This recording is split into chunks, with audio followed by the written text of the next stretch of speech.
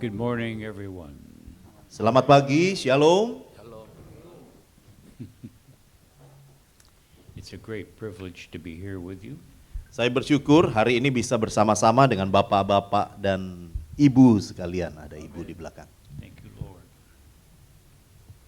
For a moment, I want to talk about the greatness of Jesus.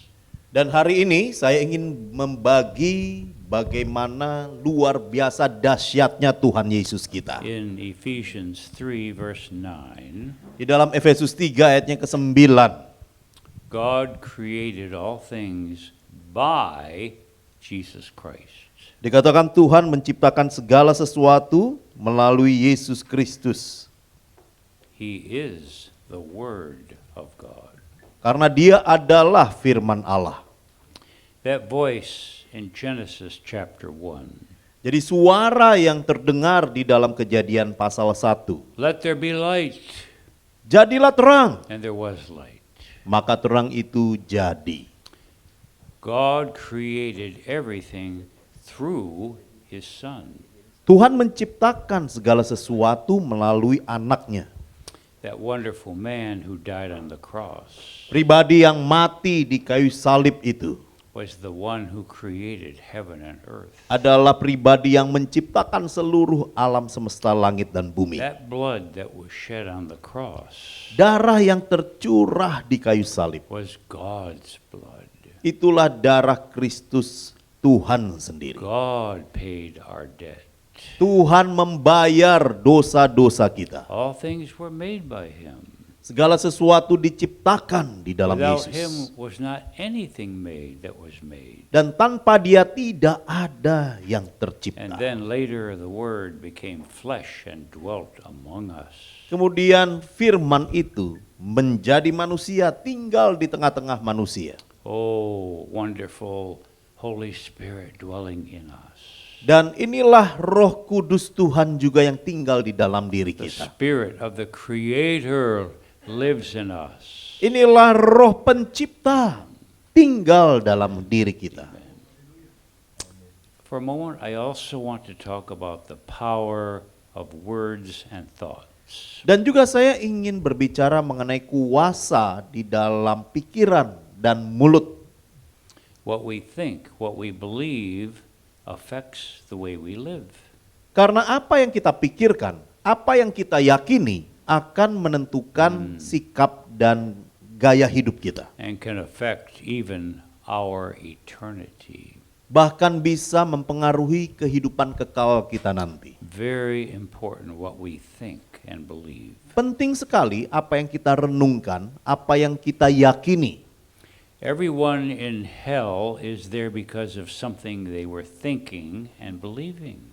Bapak Ibu sekalian, semua orang yang akhirnya ada di neraka adalah hasil dari pola pikir dan apa yang dia yakini. Oh, there is no hereafter after death.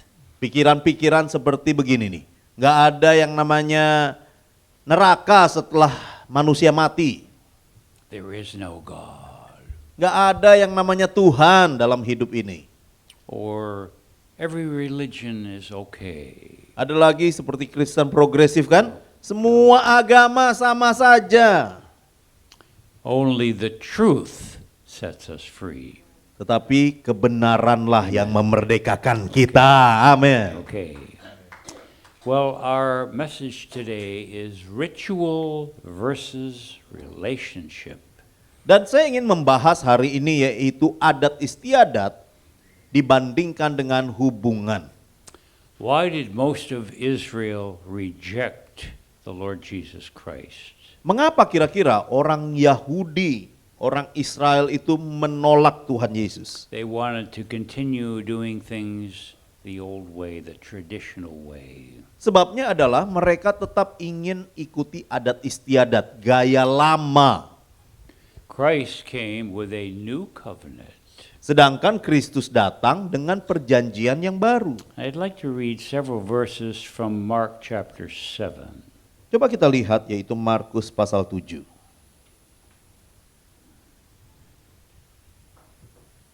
In verse 9, Ayatnya yang ke-9. And he said to them, full well you reject the commandment of God, that you may keep your own tradition. Yesus berkata pula kepada mereka, sungguh pandai kamu mengesampingkan perintah Allah, supaya kamu dapat memelihara adat istiadatmu sendiri. And then verse 13, 13. making the word of God of no effect through your tradition, which you have delivered. Dengan demikian firman Allah kamu nyatakan tidak berlaku demi adat istiadat yang kamu ikuti itu. So we want to talk about relationship of faith rather than tradition. Mari kita renungkan Bapak Ibu semua. Ada yang namanya hubungan dengan Tuhan secara pribadi dan ada yang namanya Thank adat you, Lord. istiadat. Thank you, Lord. This is what the short book of Galatians is all about. Dan apa yang menjadi intisari kitab Galatia? These were Gentiles who received the gospel. Kitab Galatia ini adalah tulisan tentang jemaat Galatia yang berasal dari bukan Yahudi. Mereka terima Injil. Born again, filled with the Spirit. Orang-orang Yahudi ini sudah lahir baru, sudah menerima Roh Kudus, Being blessed by the new covenant. diberkati melalui perjanjian baru, Relationship through the blood of Jesus. memiliki hubungan melalui darah Yesus. But then some Jewish people came into the area. Tetapi ada orang-orang Yahudi lain dari Yudea datang ke Galatia. And they said, oh, you have to keep the old traditions of the old covenant. Lalu orang-orang ini bilang, kamu harus tetap ikuti adat istiadatmu, yaitu perjanjian lama. You still need to slaughter animals and their blood and keep all these rituals and feast days and everything else. Orang-orang Yahudi ini berkata, kamu itu harus tetap lakukan korban bakaran, sembelihan, dan juga menaati hari-hari raya yang ada. This is a great weakness of the human heart, Inilah kelemahan hati manusia. to always do things the old way, the old traditional way. Kita selalu suka lakukan sesuatu gaya lama, cara lama. But God wants to keep our hearts open for new things He's going to do. Tapi Tuhan ingin buka hati kita supaya kita lakukan hal-hal baru. Right from the very beginning of mankind, Sejak dari awal permulaan manusia. this weakness of doing things with our natural mind and refusing what God is saying. Yaitu kelemahan manusia salah satunya adalah tidak mau nuruti apa yang Tuhan katakan, hanya ingin lakukan gaya lama. When Adam and Eve sinned, Contohnya waktu Adam dan Hawa berdosa. they recognized their nakedness. Mereka sadar bahwa mereka telanjang, So they sewed leaves together and cover themselves. jadi mereka menyemat dedaunan supaya tidak telanjang. And God said that doesn't work. Tuhan berkata, itu nggak akan berhasil. He brought the skins of animals that were slain, Tetapi Tuhan menyembelih yaitu binatang. saying that only the blood purges and covers sins. Hanya darah saja yang tercurah bisa yang namanya membasuh dosa kesalahan. But this was a weakness in the human heart from the very beginning. Inilah kelemahan hati manusia sejak awal. God would not accept Cain's offering. Tuhan juga menolak persembahan Kain. Abel offered the blood of animals. Habel mempersembahkan korban binatang dan darahnya. But Cain was offering nice fruit, Tapi Kain mempersembahkan buah-buahan. trying to come to God his way, not God's way. Jadi berusaha menyenangkan Tuhan dengan caranya sendiri, bukan dengan cara Tuhan. So I'd like to read Romans chapter 10, verse 2 and 3. Mari kita lihat Roma 10 ayat 1 sampai 3. For I bear them record that they have a zeal for God, but not according to knowledge. For they, being ignorant of God's righteousness, going about to establish their own righteousness, have not submitted to the righteousness of God. Roma 10 ayatnya yang kedua. Sebab aku dapat memberi kesaksian tentang mereka bahwa mereka sungguh-sungguh giat untuk Allah, tetapi tanpa pengertian yang benar. Our relationship needs to be by faith. Hubungan kita ini dasarnya haruslah iman yang benar. Jesus was asked a question Yesus suatu kali ditanya in John 6, verse 28 and 29. di dalam Yohanes pasalnya yang ke-6 ayat 28. What shall we do that we might work the works of God? Apa yang harus kami lakukan untuk melakukan firman Allah? His simple reply was, believe on him that God has sent. Dan Tuhan berkata, percayalah kepada Dia yang diutus Bapa. Faith is a relationship. Iman adalah hubungan yang dekat dengan Tuhan. Without faith, it's not possible to please God. Tanpa iman tidak mungkin hidup kita ini berkenan di hadapan Thank Tuhan. you, Lord. Forgiveness Yohanes is, 6:29. forgiveness is based on the one who died and paid our debt. Jadi Tuhan mencurahkan darahnya untuk membayar dosa-dosa kita. God shed his own blood Tuhan mencurahkan darahnya to pay our debt. menebus dosa kita. And that's understood by a life of faith. Dan hanya bisa dimengerti dengan iman. Now, where I live in America, Jadi Bapak Ibu sekalian, saya tinggal di Amerika. there's a group of people Di Pennsylvania ini ada sekelompok orang. who don't believe in having anything electrical. Kelompok ini nggak percaya sama sekali yang namanya teknologi dan juga listrik. They don't even allow cars. Mereka nggak boleh pakai mobil, saudara. All they have is a horse and buggy. Jadi yang mereka pakai itu kuda sama ada gerobaknya di belakang, kayak itu Little House on the Prairie. Nah, masih ingat ya?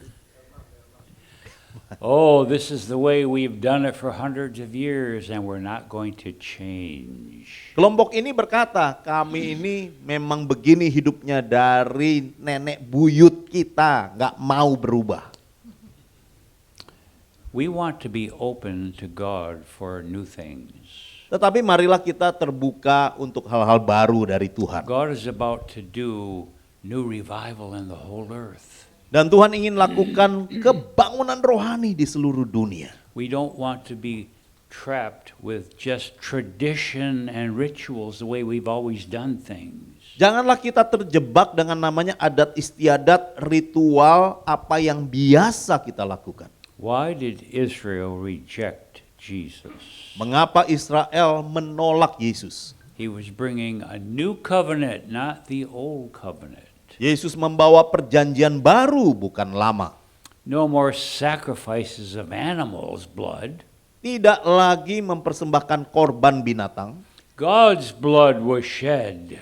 tapi darah Tuhan sendiri tercurah. How terrible to go back to the shedding of the blood of animals when God's blood was shed. Bayangkan tubuh Tuhan sendiri sudah tercurah darahnya, tetapi orang-orang Galatia ingin kembali melakukan korban binatang. Memalukan And this sekali. is what the book of Galatians is all about. Inilah makna kitab Galatia. Having begun in the Spirit, are you now made perfect by the flesh? Kalau engkau sudah memulai di dalam roh, mengapa engkau mengakhiri di dalam daging? Oh, you have to go back to animal sacrifices and all these Old Testament rituals. Mengapa engkau kembali lagi ke perjanjian lama, melakukan korban-korban binatang dan ritual? Thank you, Lord. There's one thing the Lord wants. Ada satu hal yang Tuhan inginkan, Relationship. yaitu hubungan. Just obey my voice. Dan patuhi saja suaraku. Not all these hundreds of do's and don'ts. Dan bukan sekedar boleh tidak boleh, benar atau salah saja. The scribes and Pharisees had hundreds of extra man-made rules and regulations. Karena orang-orang Farisi, mereka menambahkan ratusan klausul-klausul tambahan setelah hukum Taurat. So I'd like to read Jeremiah chapter 7, Coba kita lihat Yeremia 7 verse 22 and 23, ayat 22-23 and also 11 verse 7. dan juga Yeremia 11 ayat 7. For I spake not to your fathers, nor commanded them in the day that I brought them out of the land of Egypt concerning burnt offerings or sacrifices, but this thing I commanded them, saying, Obey my voice. Ayat 22 Yeremia 7. Sungguh pada waktu aku membawa nenek moyangmu keluar dari tanah Mesir, aku tidak mengatakan atau memerintahkan kepada mereka sesuatu tentang korban bakaran dan korban sembelihan. 23. Hanya yang berikut inilah yang telah kuperintahkan kepada mereka, dengarkanlah suaraku. Yes. King David recognized this truth. Raja Daud sadar sekali mengenai suara Tuhan.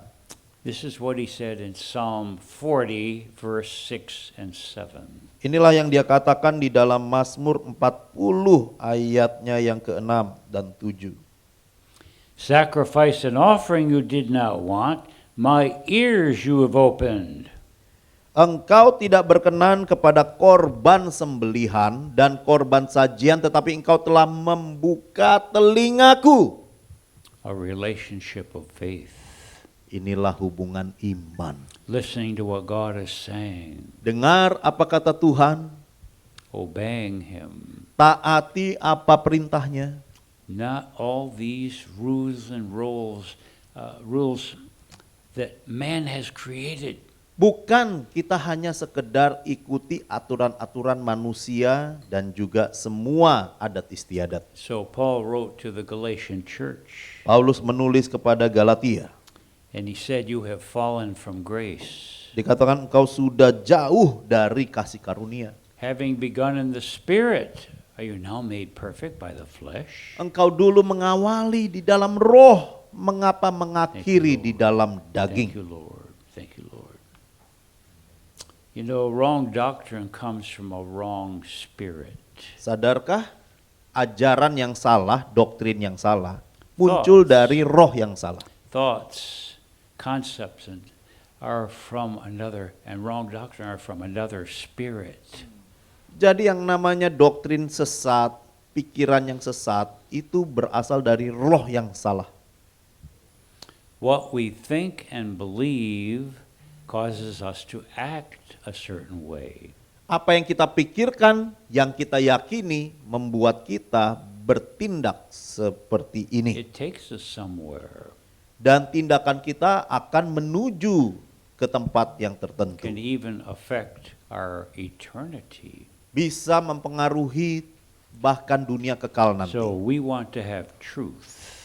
Mari kita dasarnya adalah kebenaran. It's the truth that sets us free. Kebenaran yang memerdekakan kita. Jesus is the truth. Yesus adalah kebenaran. We want the relationship of faith, not tradition. Kita menginginkan hubungan kita adalah hubungan iman, bukan hubungan adat istiadat. You know, wrong thinking, wrong doctrine is from a wrong spirit. Pikiran yang salah, doktrin yang salah berasal dari roh yang salah. It's important what we think and believe and who we listen to. Penting sekali kita ini mau dengar kepada siapa, apa yang kita pikirkan. Thank you, Lord. You know, the Old Testament law was good, Perjanjian lama memang baik, but did not give people power to change. tetapi perjanjian lama tidak memberi kemampuan dan kuasa supaya manusia berubah. Now think of this sign that says no smoking. Coba kita lihat ya, kalau misalkan ada simbol itu loh, dilarang berkokok. Nah, That's a good law, ya kan? Kalau di pom bensin itu kan larangan yang baik, betul kan? but it gives no one the power to stop smoking. Tetapi pertanyaannya, lambang itu apakah memberi kemampuan supaya orang berhenti merokok? We need the power and grace of God to change. Untuk berhenti dari itu semua dibutuhkan kuasa Tuhan yang mengubahkan. That comes from relationship with Him. Kuasa itu muncul dari hubungan dengan Tuhan. Thank you, Lord. Thank you, Lord. The old covenant did not give power to change the heart, Perjanjian lama tidak memberi kuasa untuk berubah. but the bringing in of a better hope did. Tetapi ketika kita memiliki harapan di dalam Tuhan, memberikan kita kuasa. God in the flesh came. Tuhan dalam bentuk manusia hidup di dunia. That blood that was shed on the cross came from our Creator. Dan darah tercurah di kayu salib adalah darah pencipta sendiri. Now, all of these Old Testament rituals were pointing to the coming of Christ. Dan semua sebetulnya korban-korban perjanjian lama adalah bayangan untuk menggambarkan datangnya Kristus. The Apostle Paul said to the Galatians, Paulus berkata kepada Galatia, "Why do you want to go back to these old rituals?" kenapa kamu mau lagi ke adat istiadat Thank you, lama? Lord. Thank you, Lord. Thank you, Lord. Well, the cross is an offense to some people. Berita salib adalah sebuah penghinaan bagi banyak orang. Oh, there's no glory for me. Karena berita salib artinya tidak ada kemuliaan buat diri sendiri. I want to do all of my old rituals and do's and don'ts. Saya ingin lakukan ritual untuk lakukan dengan usaha saya sendiri. Tidak lakukan ini, lakukan yang lain. Thank you, Lord. I want us to prepare our hearts for revival. Karenanya mari kita persiapkan hati, ada kebangunan rohani terjadi. Let's be open for change, maybe. Mari terbuka untuk hal-hal baru. Some people want to always do things the way they've always done it. Ada orang yang selalu melakukan sesuai adat istiadat lama. And people limit God with tradition, with ritual. Dan orang-orang membatasi Tuhan dengan tradisi dan Thank you, ritual. Lord. Thank you, Lord. So Paul said in Galatians, Paulus berkata di dalam Galatia, the fruit of the Holy Spirit, buah roh love, adalah kasih, joy, sukacita, peace, damai, long-suffering, panjang sabar, gentleness, kebaikan, goodness, kemurahan, faith, iman ataupun meekness, kesetiaan, murah hati, kemurahan, self-control. penguasaan diri. The Holy Spirit produces these qualities in us Roh Kudus menghasilkan kualitas seperti ini from relationship with Him, dari hubungan dengan Tuhan, not from ritual. bukan dari yang namanya adat istiadat. Now, every one of those 9 fruits of the Spirit Jadi 9 buah roh ini is the very nature of God. adalah sifat Tuhan itu sendiri. God is love. Tuhan adalah kasih. The joy of the Lord is our strength. Sukacita Tuhan adalah kekuatan He kita. is the Prince of Peace. Dia adalah Raja Damai. He is long-suffering. Dia penuh sabar. He is meek. Dia murah hati. The strongest man who ever lived Pribadi yang pernah hidup yang paling kuat was the one who said, I am meek and humble. adalah dia yang berkata, aku ini rendah hati dan lemah lembut. If you learn this from me, you will find rest in your soul. Jika engkau belajar hal ini daripadaku, maka engkau akan mendapat ketenangan jiwa. A strong person is humble and meek. Orang yang kuat adalah orang yang rendah hati dan lemah lembut. can control his passions. Artinya bisa menguasai semua emosinya. But a proud person is very weak. Tetapi orang sombong adalah orang remah. If you say something they don't like, they explode in anger. Kalau ada orang sombong, ditoel sedikit saja, meledak saudara. The thinking of the world. Inilah gaya pikir dunia. Be proud, run your own life, have control. Kita harus arogan, kita harus mengontrol semuanya. Proud people are very weak people. Tapi orang sombong adalah orang lemah. They cannot control their passions. Mereka tidak bisa kuasai emosi mereka.